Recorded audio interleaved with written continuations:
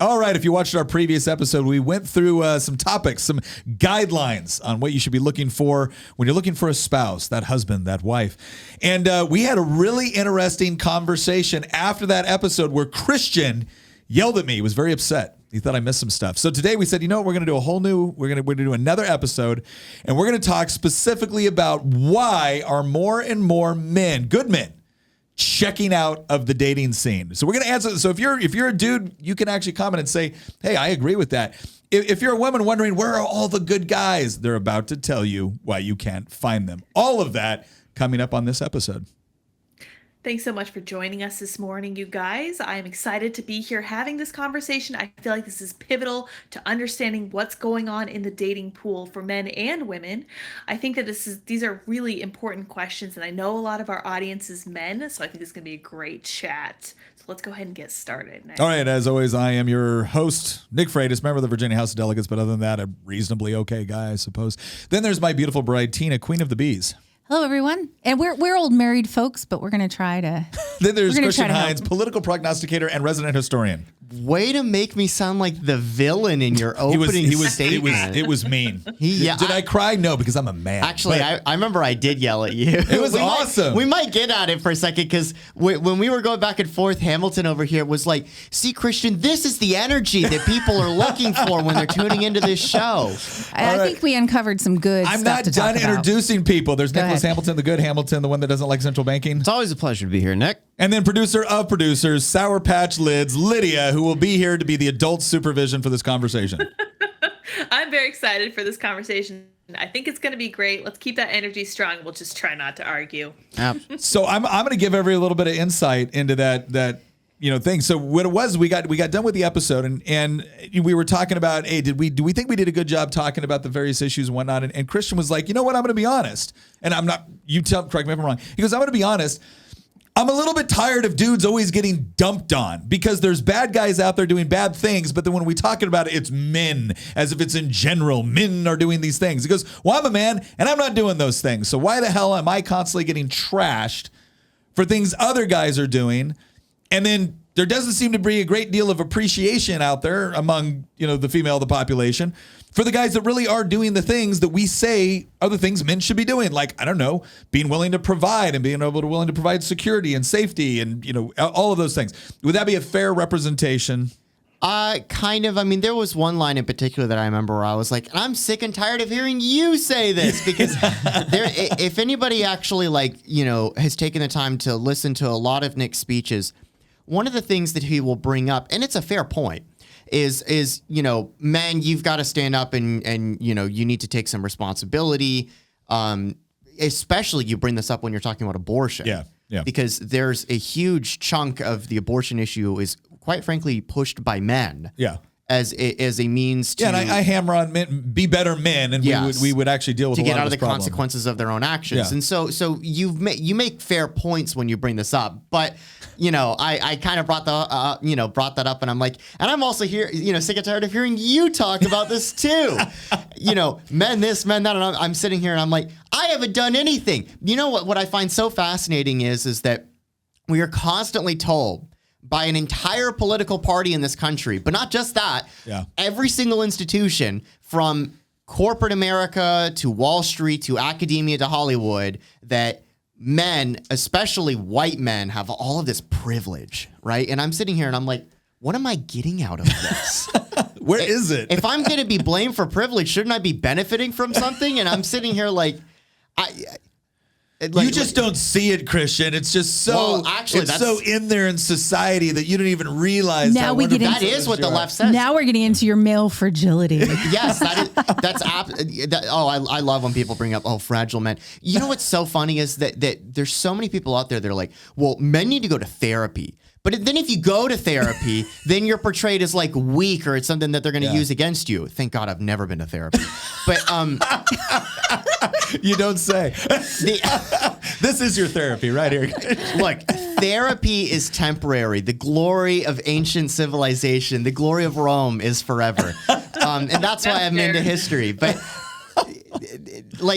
there's all these examples of like things where it's like men are being told they need to do X, but then if they do X, they're ridiculed for doing X, right? Yeah. This is another thing too that I see women around my age group bring up, like, well, men just aren't being sensitive enough. They're not going to therapy. They're not opening up enough. They're not being vulnerable enough. If you do any of that stuff, you're bashed over the head for it. So what on earth do you want, people? Like it's. There's so many things that we're going to get into today, and some of it's going to come across as grievance, and I'm going to try to like tone down on the grievance here a little bit, because one thing that we criticize, rightfully so, I think, from the left is the whole grievance culture. Yeah. It's the idea that, oh, you're not responsible for your actions. Society's rigged against you, and that's why we need to seize power and establish a left-wing socialist dictatorship, right? Like, obviously that's not correct. And this is something that Lydia and Tina brought up to me, and it was a very fair critique because they had listened to this rant of mine yesterday.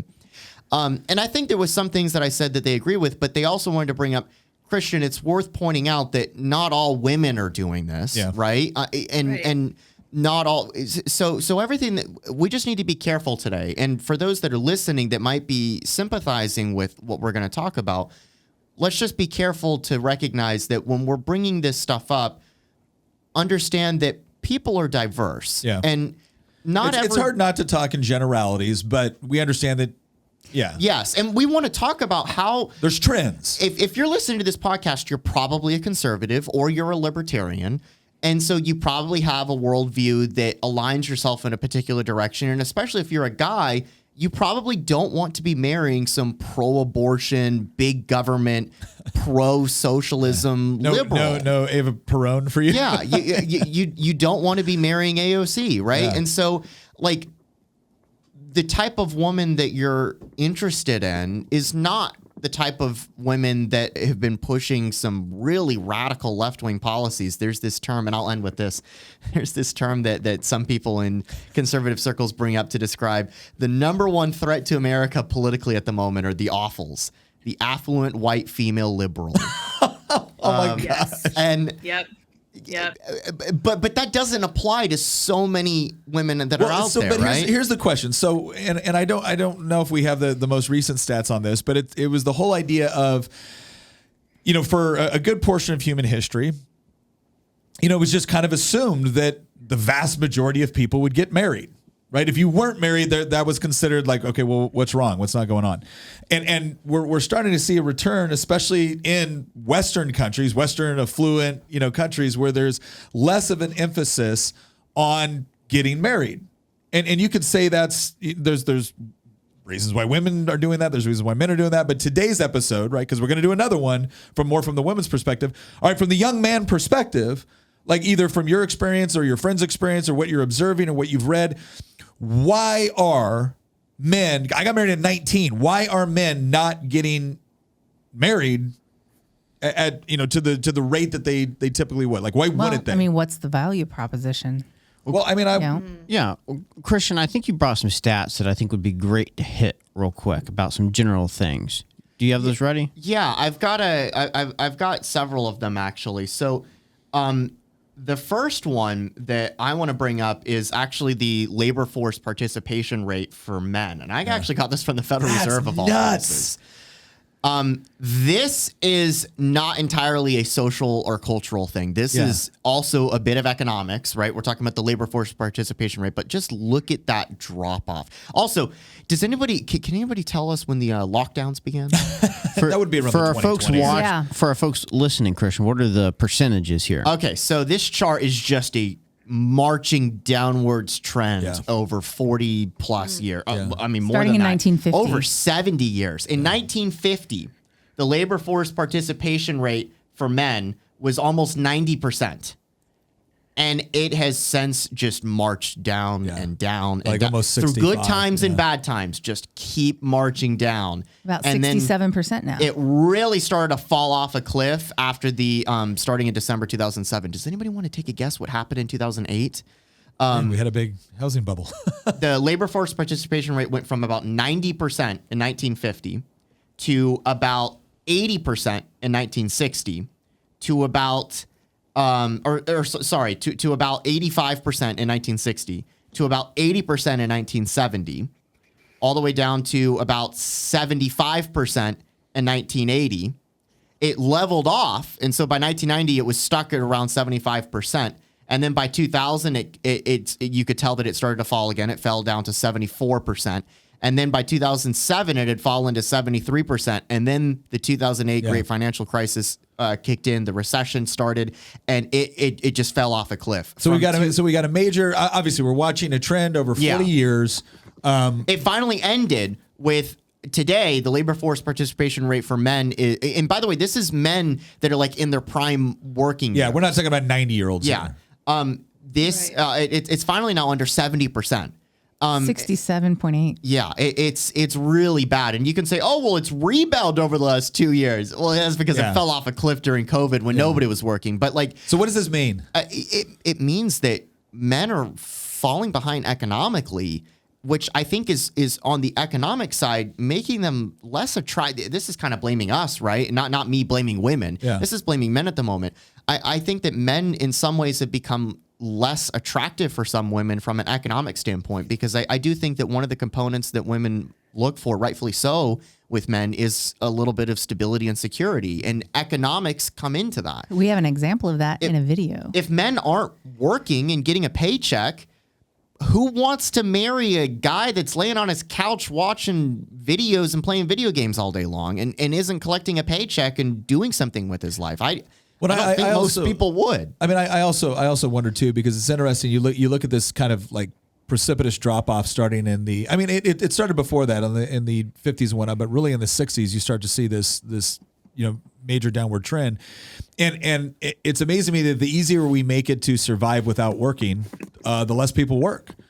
But the only way that you can make it viable to survive without working is you hurt the people that are working. Like, you got to take more from the people that are working in order to give it to the people that are not working. And you create this, disincentivization.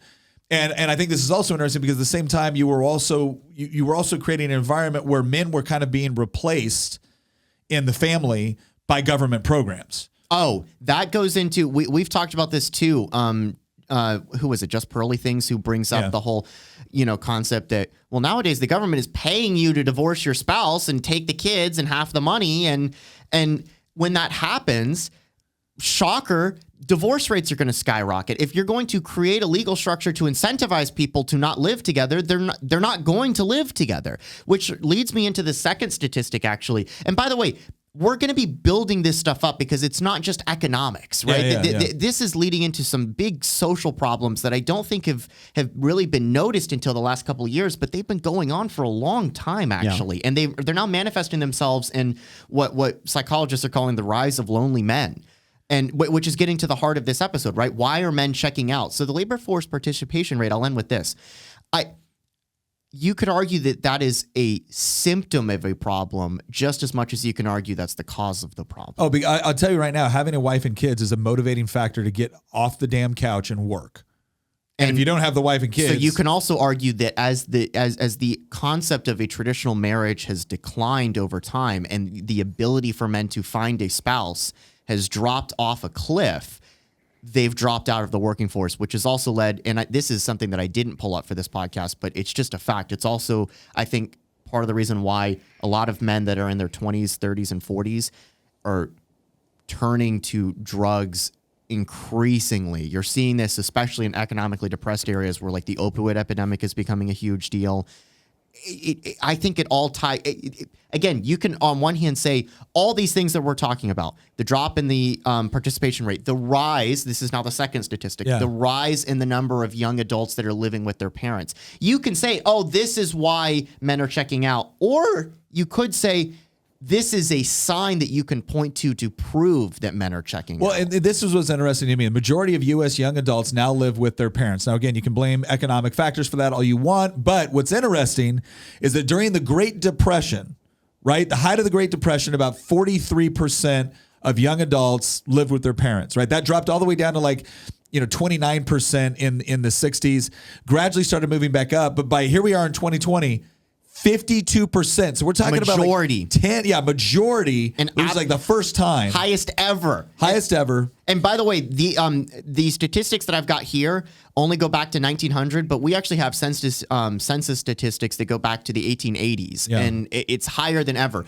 What I find fascinating is that from the 1880s to the Great Depression, the number of 18 to 29-year-olds living at home with their families were actually relatively high. They were perpetually at about 30 to 40, in the high 30s, low 40s percent. But it's a complete. So you could say this and be like, "Oh, we're just reverting back to the mean." The real outlier was in the 60s. No, it was a completely different type of environment in the 1880s. You were at home living with your parents because everybody was working on the farm together in the 1880s. Oh yeah, and talk about the birth rate then also, because the birth rate has Families dropped. were through the like you weren't one of two kids. You were one of 8 kids in the 1880s, and they were all living together. This is also why, for example, this is some random statistic, and I'll just leave it at that.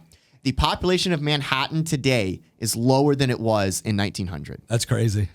It's because of density of the number of families living in a small amount of space. And now, and so homes were a lot smaller. So the idea of multi-generational homes was a big thing in the late 1800s, early 1900s, Well, which is why that number was so high. Yeah, and we're not seeing that now. It's when we say multi-generational homes in the 1800s, that's where you had multiple families living essentially on the same kind of like, family compound or house or whatnot. Because like you said, there was a much higher percentage of the population that was involved in farming. So it wasn't that you had, a bunch of 28-year-olds living in their mom's basement playing Call of Duty. No, right? it would be you and your cousins and Yeah. your uncles, and they would all live on the same homestead together. And so like that's why those numbers were much higher. But you saw this uptick during the Great Depression for obvious reasons, right? Similar to what we saw during our Great Recession. But what's so fascinating now is even 14 years after the 2008 crash, it's higher than ever. And now it's an absolute majority of 18 to 29-year-olds, and this is both genders, living at home with their parents. And I think that is contributing also to loneliness, to this whole concept of men checking out. Because if you're at home living with your parent, guess what you're not doing? You're not living with a spouse. Yeah. You're not living with the person that you're going to be starting your own family. Okay, but here's with. here's the question. All right. We get it that there's some economic considerations. Okay, but why, right? Because again, men weren't doing this in the Great Depression, which you could argue the worst economic downturn in U.S. history, right? They weren't doing it then. They are doing it now. Now, obviously, we've had economic hardships with respect to COVID and whatnot, but what we were seeing was that even when it was nowhere near that, so like the crash of 2008 was bad, but it wasn't like catastrophic. It wasn't 1929. No, it wasn't 1920. It wasn't the 30s when our unemployment was consistently at 15 points or higher every year, right? Like that, people forget that. We're not talking about that. So why is it now that men are like, this is screw why this? this is why economics is a tool. It is not the only reason for this. I refuse to believe that, this is just all a numbers game. And I love talking about economics on this show. Yeah. My favorite episodes are when we do that. But I don't think the story here is an economic story.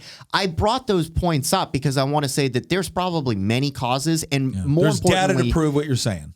the big thing is that this has been a long trend. This hasn't just happened in like 2 or 3 years. Well, it's just that we've noticed it since COVID. But when I think that what happened is that everybody kind of woke up and they read things like this Psychology Today article that I pulled up about the rise of lonely men. And this is going to get to the heart of the discussion that we're going to have for the rest of this episode now. We got out of the pandemic, and then we started seeing society is kind of falling apart at the seams here. And then we went back and we looked at the data and we were like, oh, this wasn't just COVID that kicked this off. What COVID did was accelerate trends that had been going on for 20, 30, 40, 50, 60, 70 years. And what I think is just so fascinating is that we're now coming to the realization that there are some really big cultural, social, societal, psychological, potentially mental, multiple crises happening within each of those. And it's not just, people aren't making as much money or the economy's bad. Here's the point. Here's the point, though. I think something has obviously accelerated all of this or made us more aware of it, whatever it is. Because so when I was growing up, again, got married at 19. When I was growing up, we didn't have social media anywhere close to the extent that we do now. It just wasn't a thing. Like MySpace was coming out even after I graduated high school. You guys all grew up in an era of like intense social media interaction. Like everybody has a phone on their, or everybody has a camera on their phone. Like we couldn't have even conceived of that when we were at that age.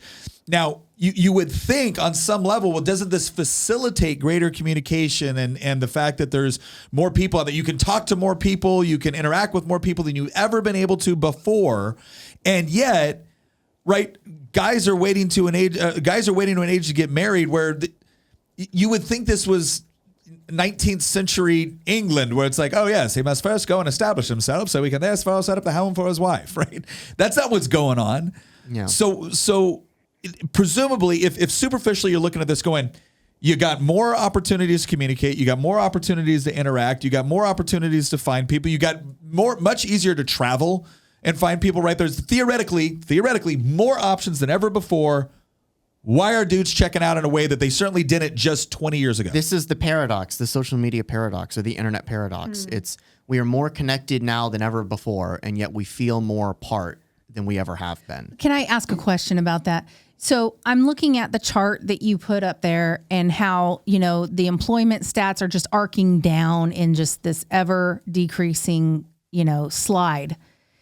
And at the same time now, you've got social media that rises and now I'm kind of wondering, do you think that some of this has a bearing on what is being shown in social media and what's popular in social media? So like these guys who are not in the job market, what are they doing with their time? What are they spending their time on? And so are they, idle hands, right? It's you're going to look for things to give you some sort of gratification. They're playing video games or they're on TikTok or watching YouTube videos. Or OnlyFans, right? Yeah. And so, or porn. So you've got guys who are now, they are finding the gratification somewhere. To be fair though, yeah. like, that doesn't explain what was happening in the 60s and 70s. No, I right? get that. But what I'm saying is we are in the 60s and 70s. It wasn't as hard to find a wife. We're talking about why is it so hard to find someone? Yeah. Well, at the same time that this stuff is going down, you've got all this access to social media, and there are a lot of guys who really love the thirst traps, and there are a lot of guys. There's a reason why that's so popular in social media. By the And way, that it sells. And so these guys are perpetuating that. I agree with a lot of that, Tina. And that gets me to this article. And I don't necessarily agree with everything here, but there's some interesting stuff in the Psychology Today article, Hamilton, if you want to pull that up. What's Behind the Rise of Lonely Men. This came out in August. And some of the key points here at the very top were really interesting, where they actually pulled up some peer-reviewed studies that came out over the past year or two.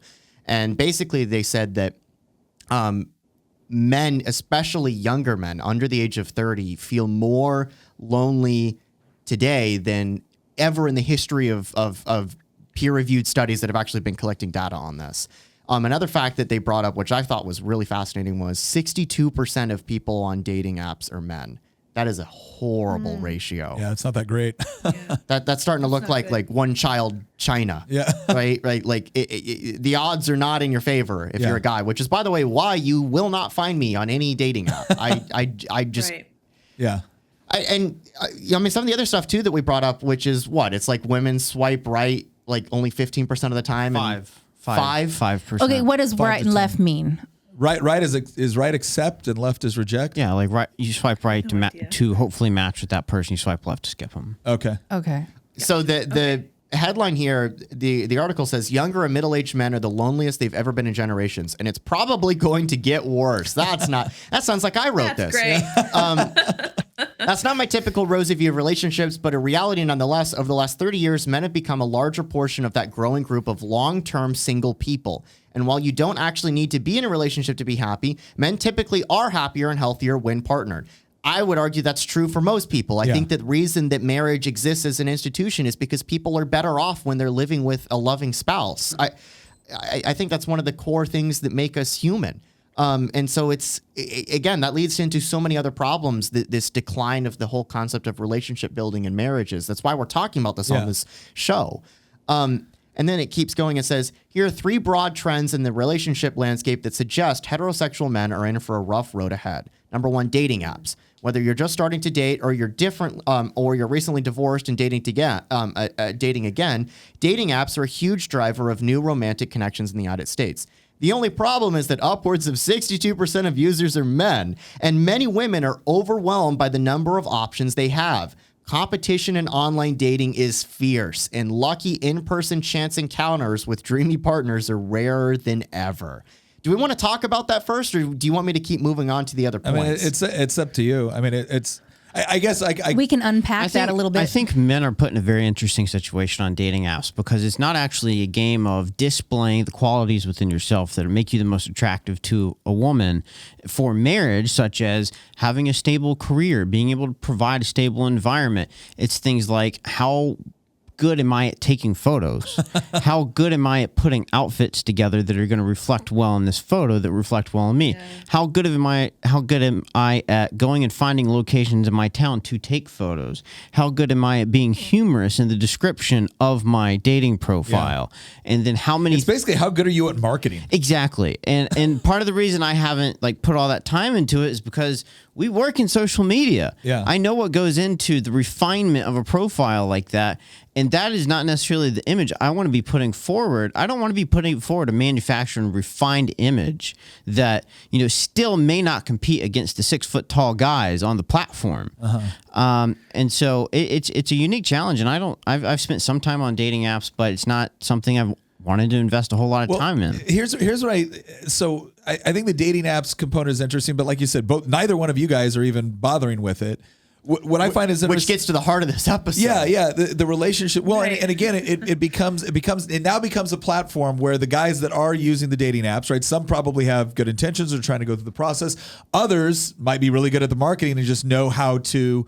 I mean, this was something that Pearl Davis said from Just Pearly Things. She goes, basically, what you have is on a lot of these dating apps and whatnot, and you have 80% of the women sleeping with 5% of the guys. Yes. Because they're the guys that are good at manipulating this whole process within this environment. And there's a lot of guys that are, what's funny is that some of those guys are the guys that fell off the labor force participation rate, but they're good at marketing themselves. Yeah. And physically they might look good, right? So they're tall, they're buff, all of that stuff.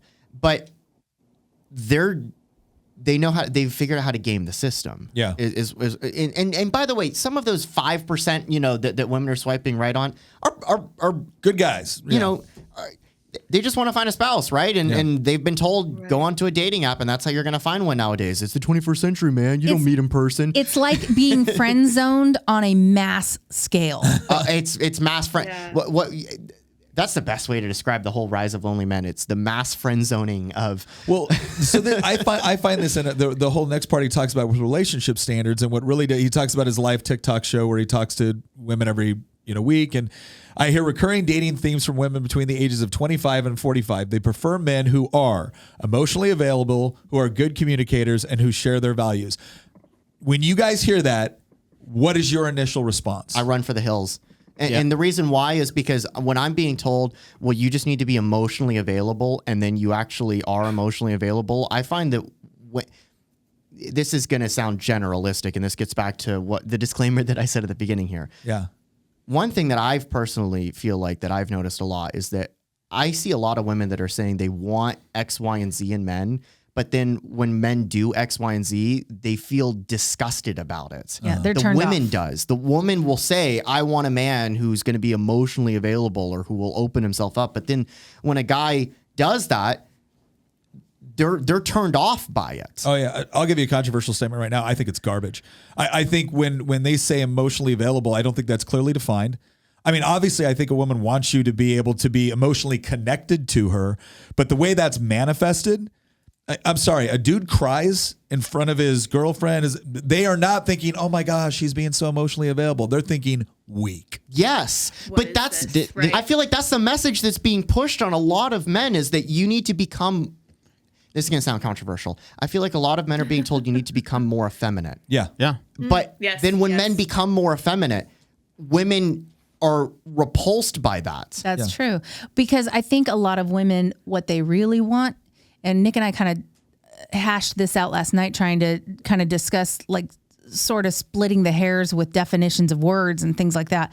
I think what women really want is for men to be able to be tender toward them and be sensitive to their needs. And so they think, oh, if the guy does this and he gets it out, then it gives me the okay to do the same thing.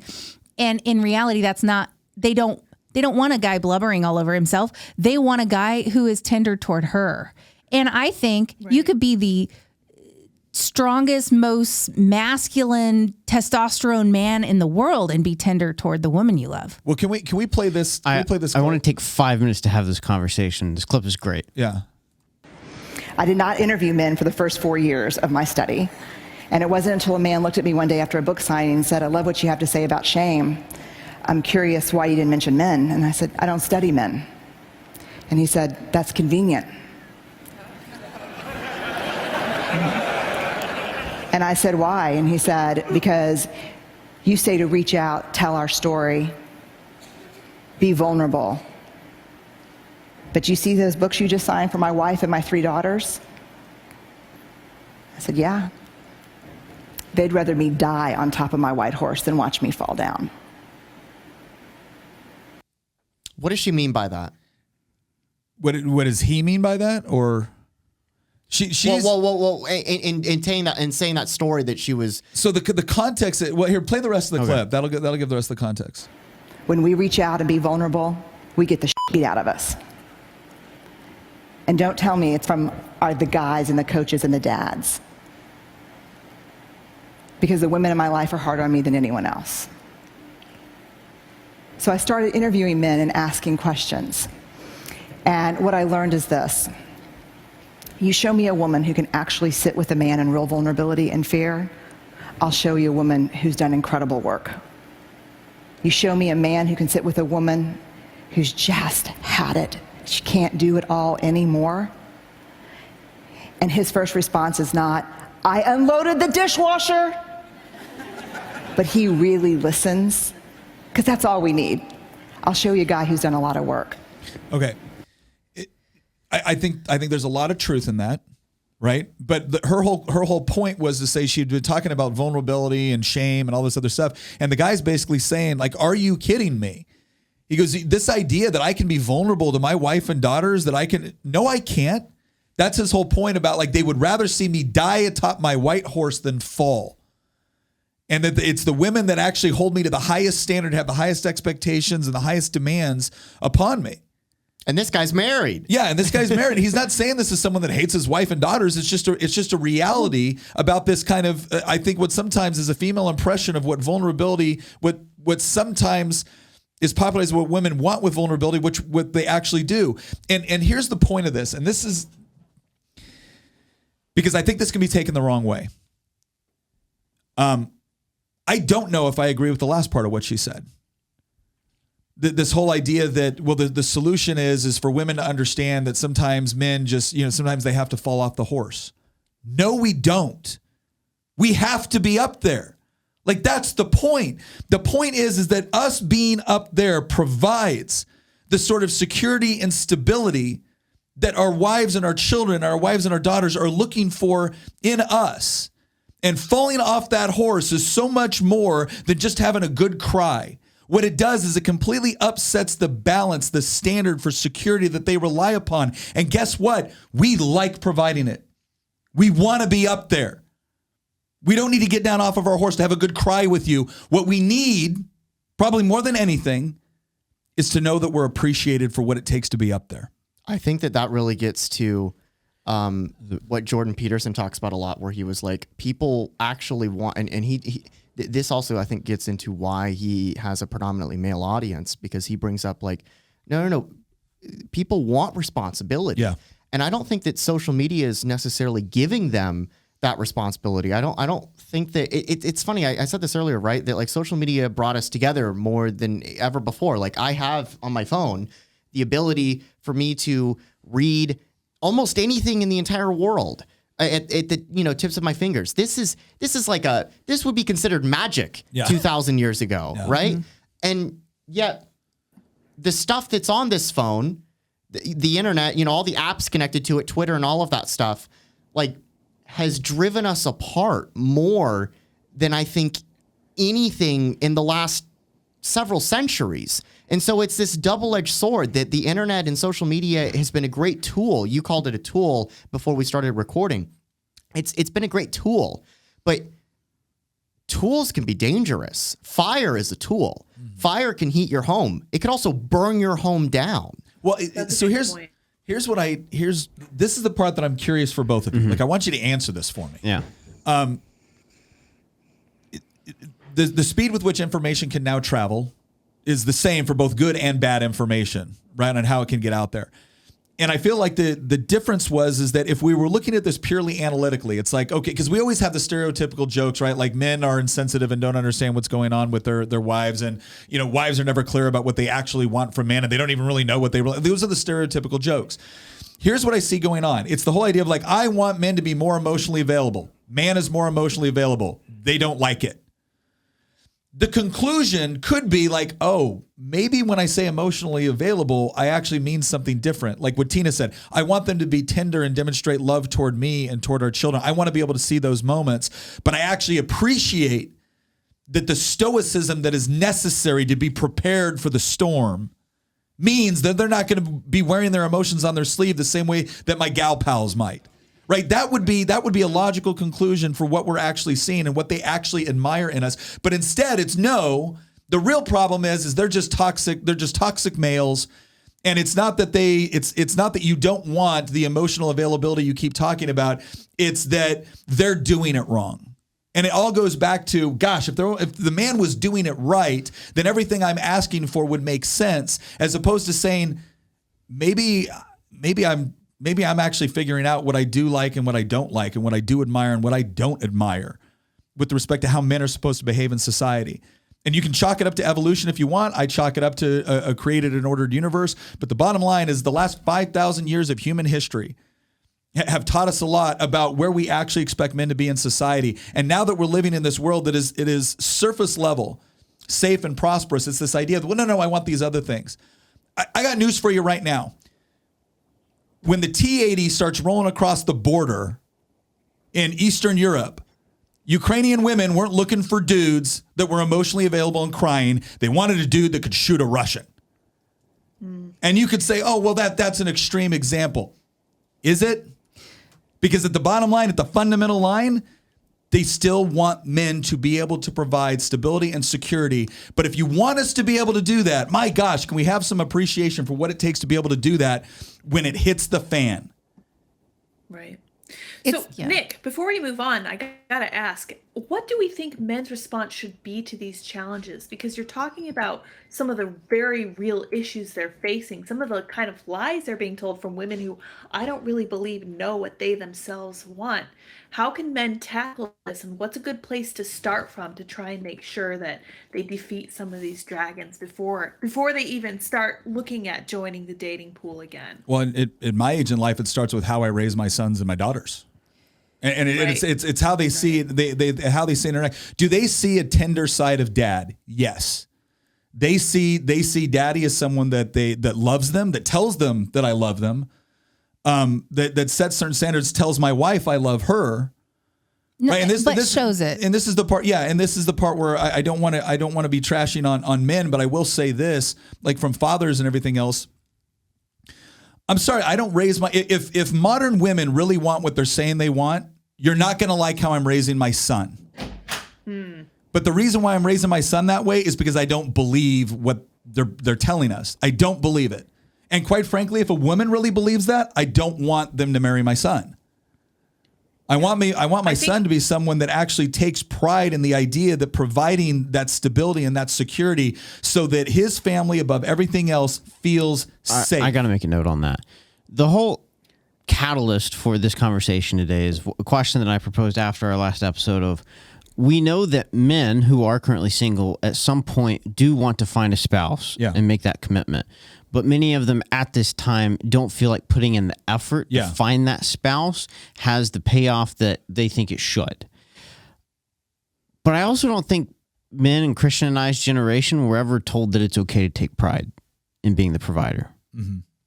I think you were told the opposite. Yeah. Men, yeah. they made a really good point on, I think PragerU at some point did this thing on education in boys, and the fact that boys from a young age in the education system right now and for the past few decades have been treated like defective girls.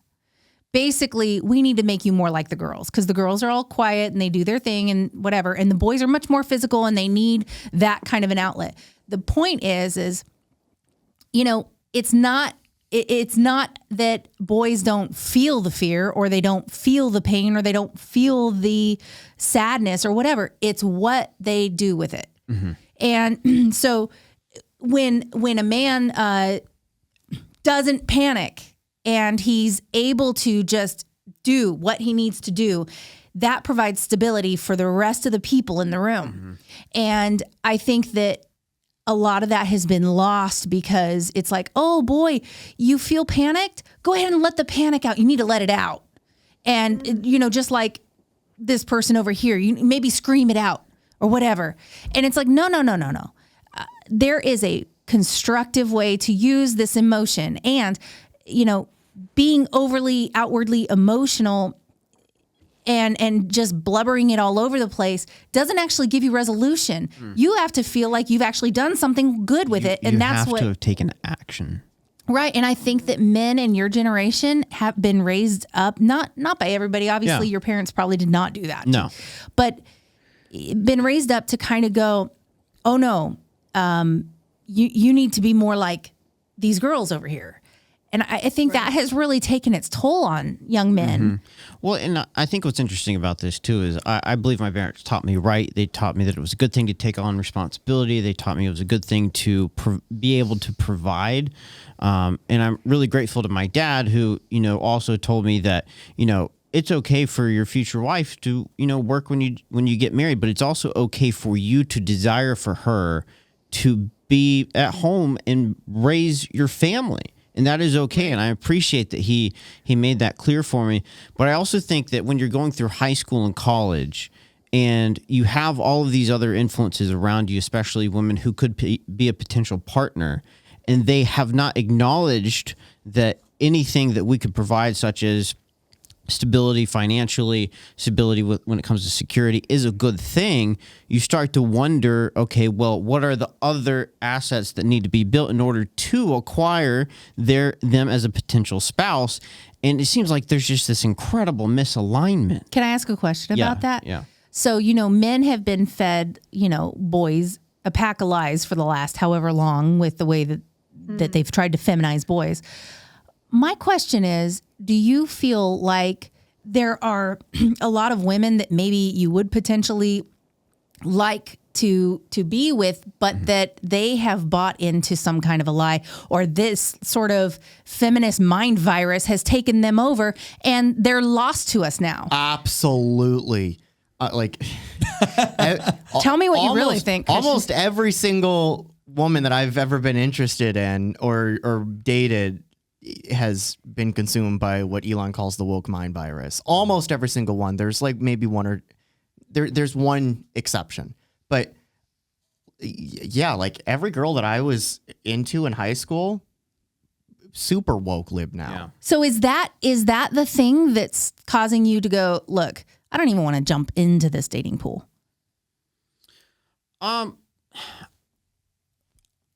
honestly don't have a great answer to that. I think part of it, going back to what Nick was talking about, staying on your horse, I think that in a dating pool where the women are nowhere near appreciating that as an actual thing, that's a dating pool that doesn't seem very approachable to me.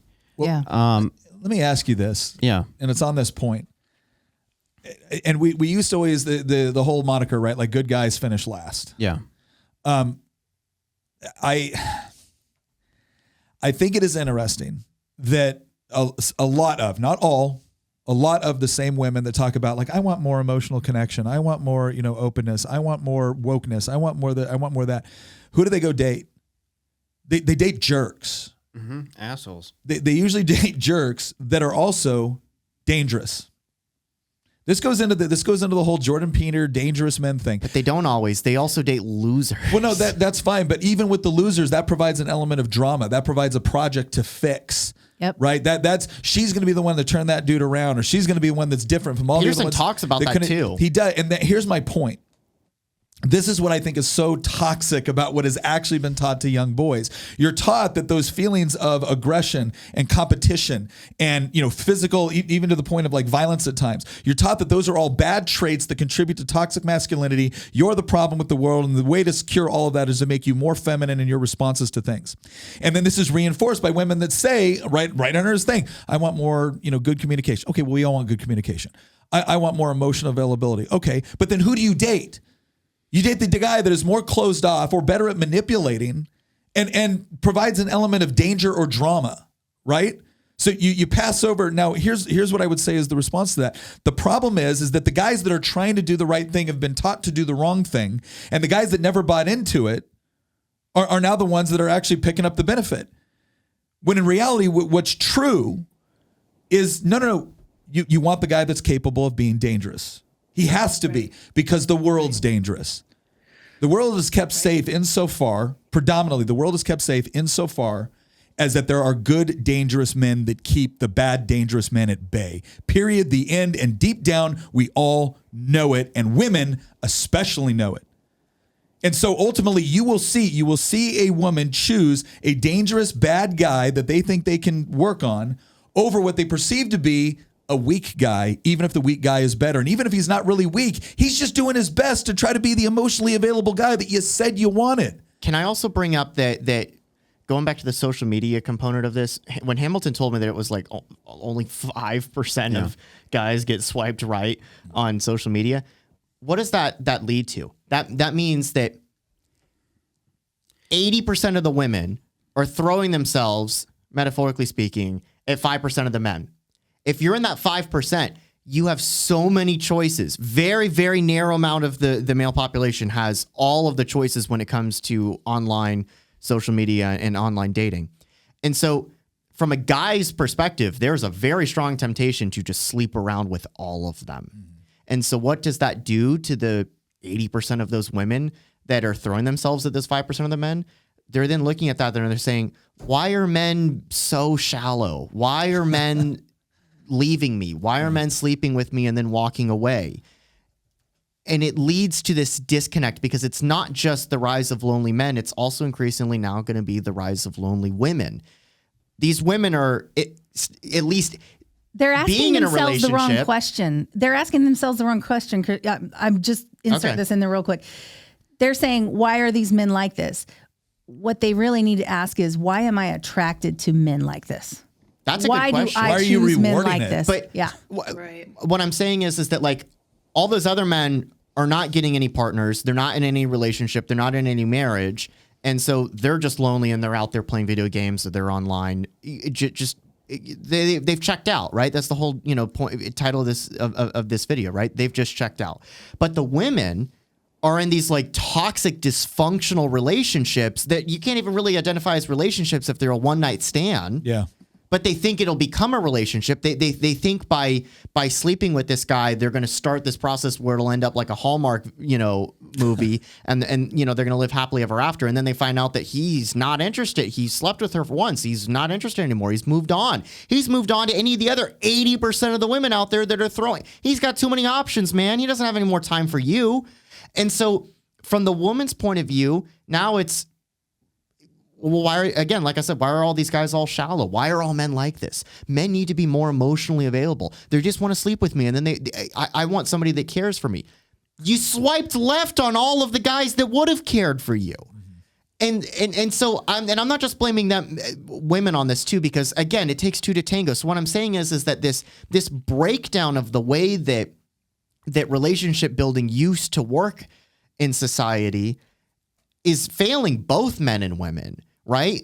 A lot of men have no connection to women at all now and have just completely checked out of the game. And they're like, well, women aren't interested in me, so I'm just going to go do something else. Until they are. Here's the thing, though, is that this does end up playing out. So tell me how you feel about this. You're the guy that gets, swiped left is being rejected, right? Yeah. You're swiped left all the time. And then a decade goes by. This woman has 3 baby daddies now.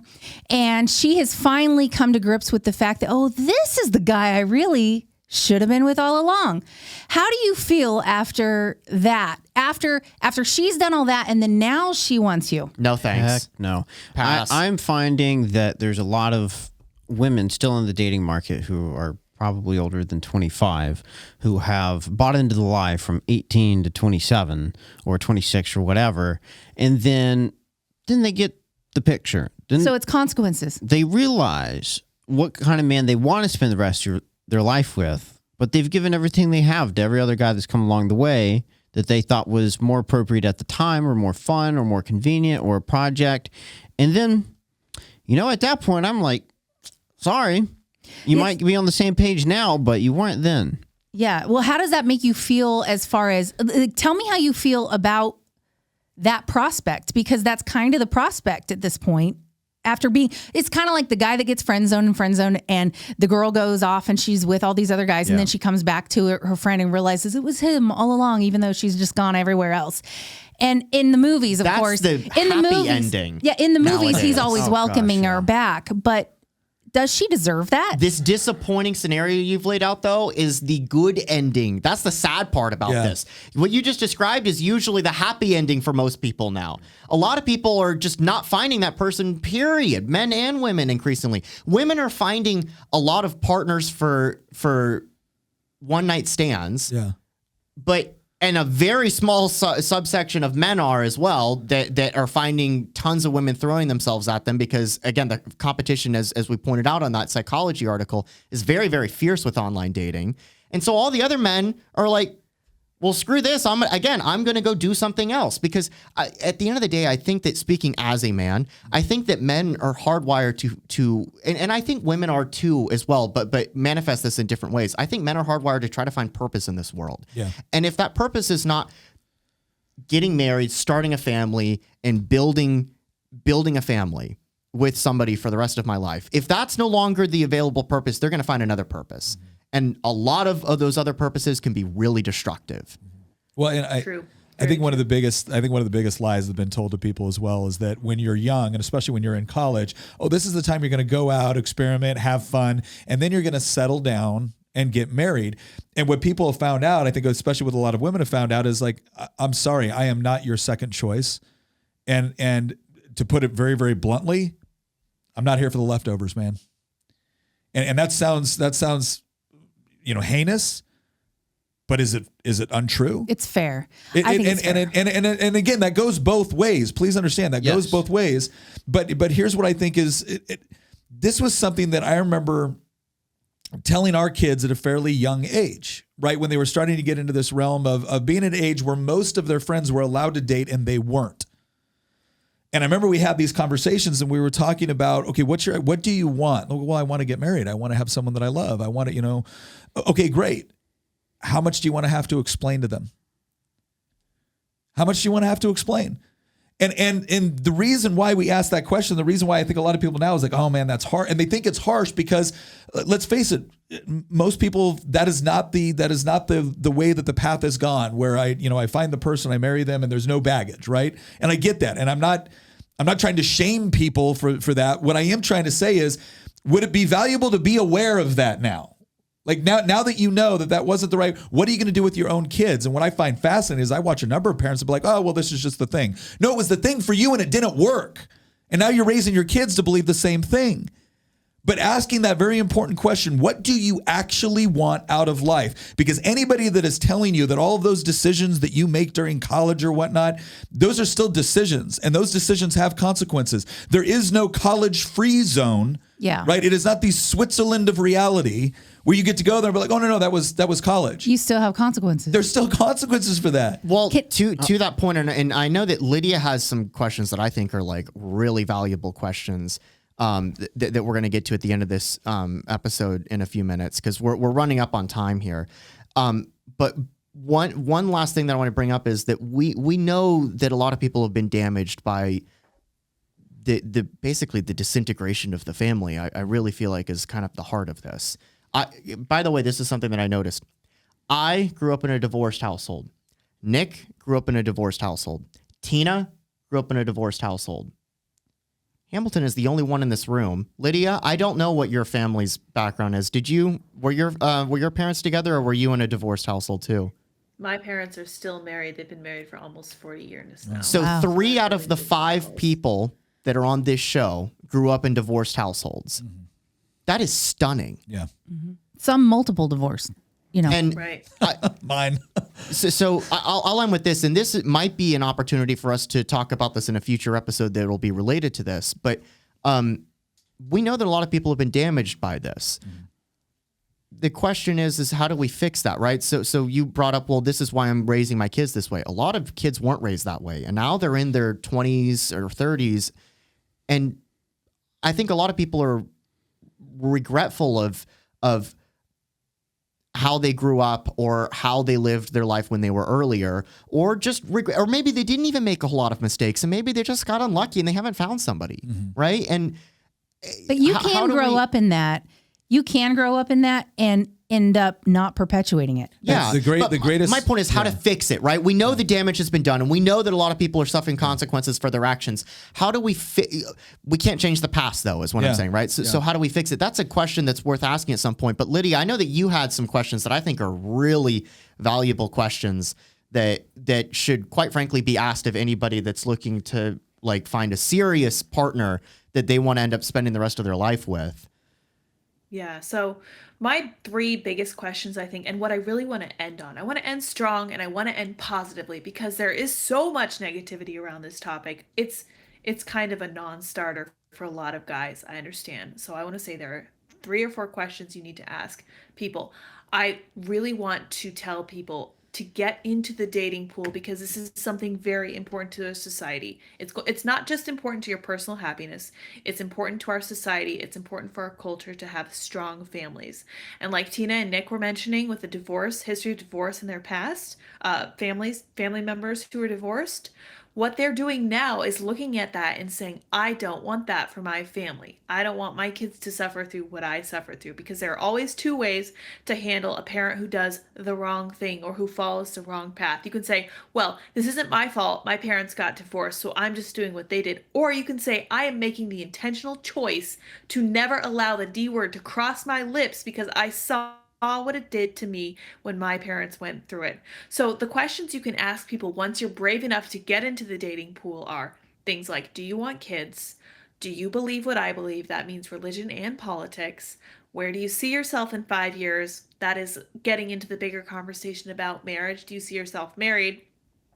And then also to seriously interrogate yourself about your top deal breakers and to use those red flags Yes. and those green flags to then pinpoint where you want to jump into the dating pool. Because we talked about the other day the importance of the geography, where you jump in and where you go to try to find people. Because I think we can all agree that dating apps are not, in fact, where it's at.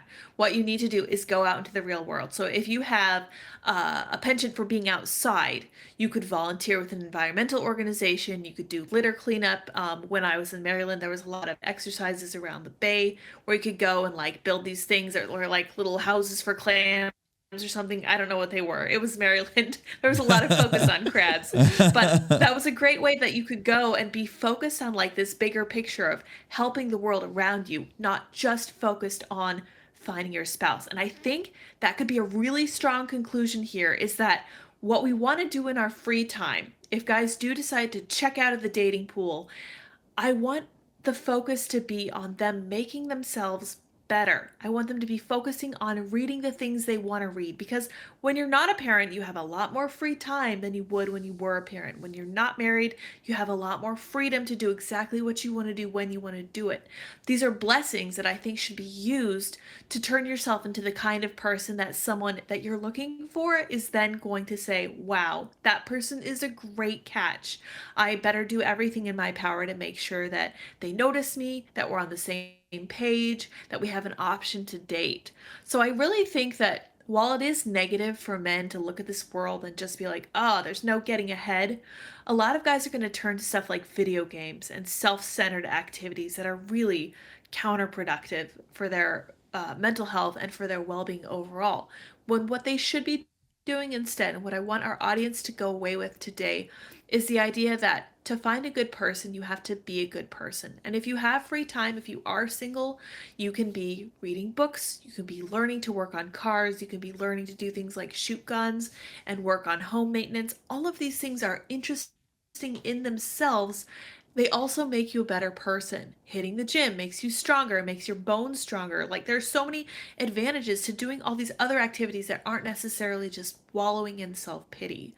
So while I know that a lot of the system is oriented against men, it seems like there's such an opportunity for guys who have strong moral fiber to look at this and be like, okay, this is not great. This is not ideal. I wish the circumstances weren't the way they are. But Stoicism says you need to accept things for the way they are. And that's the bottom line. I'm sorry that things aren't better for men. But given that things are the way they are, I think that a good, strong, character-built man will look at it and say, all right, this is not great. I'm going to do everything in my power to make this work in my favor. And I can't change my height, can't change my hairline, but I can change my weight. I can change how buff I am. I can change how well-read I am. And I really think that if we focus on that instead of the self-pity, I think this would really help men. And hopefully this podcast is a little bit of that as we go into this, because I know it's dark out there. I That know was it's so tough, man. It positive, really Lydia. is. That was great. I'm gonna start but I calling think- Lydia the anti-Christian. There you go. That's too close to the Antichrist. I don't like that. I think this is such an opportunity. Like Jordan Peterson talks about this. Anywhere responsibility is rejected, you will find opportunity, and that's exactly what we're seeing here. There's such a great chance for good guys to really capitalize on this, and even if they don't end up finding a spouse, they will be better people who make the world better in different ways. That is true. I'd like to That's my add screen. one little thing to that, and that is, our guys, they're constantly looking, like Christian and Nick Hamilton are always looking at numbers and statistics and things like that. And sometimes you can get really weighed down by those numbers and statistics, like the women who swipe left or swipe right, or how many women are on the internet just, showing everything they can show and the road they go down and the lies that they believe with some of the feminist stuff, talk which about we will that. cover next episode. But I do want to add just one little piece of encouragement, and that is there are a lot of women who don't buy into this stuff. And the reason you don't see them is because they don't buy into this stuff and they don't put themselves out there like that. But there are a lot. And so you are looking for, so you're kind of talking about how you're like, oh, we're in like 2% of men and we get like 2% of the swath of options or whatever. But by the same token, there are women who are looking for exactly the type of man that you are.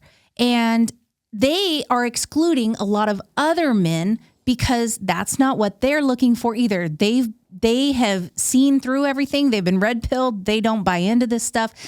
And so their pool is much more narrow too. And if you fit into their pool, you're more likely to find them. You just need to go where these women might be. So you're going to need to really look around and go, okay, here are the 3 deal breakers, or here are the things that I really need them to be on the same page with me on.